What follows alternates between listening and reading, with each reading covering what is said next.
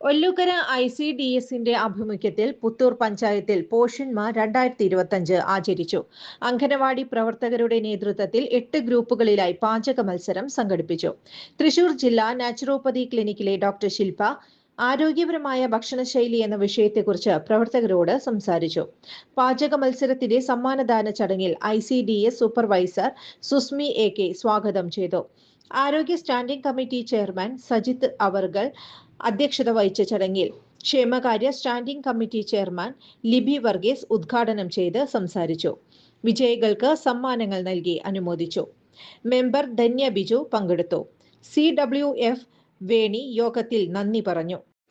സ്ത്രീകൾക്കും കുട്ടികൾക്കുമിടയിൽ ആരോഗ്യകരവും പോഷക സമൃദ്ധവുമായ ഭക്ഷണക്രമം പ്രോത്സാഹിപ്പിക്കുകയാണ് പോഷൺ അഭിയാന്റെ ലക്ഷ്യം.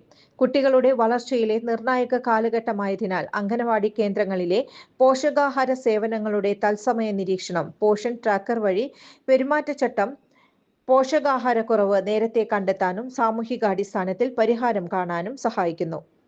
ഓരോ കുട്ടിയും ആരോഗ്യകരമായ ഒരു തുടക്കവും ഓരോ അമ്മയും ശരിയായ പോഷകാഹാരവും ഓരോ കുടുംബവും പോഷക സമൃദ്ധമായ ഭക്ഷണവും അർഹിക്കുന്നുവെന്ന് ദശലക്ഷക്കണക്കിന് പേരെ സംബന്ധിച്ചിടത്തോളം പോഷകാഹാരക്കുറവ് വ്യക്തികൾക്കപ്പുറം രാജ്യഭാവിയെ പോലും ബാധിക്കുന്ന നിശബ്ദ പ്രതിസന്ധിയായി തുടരുന്നു.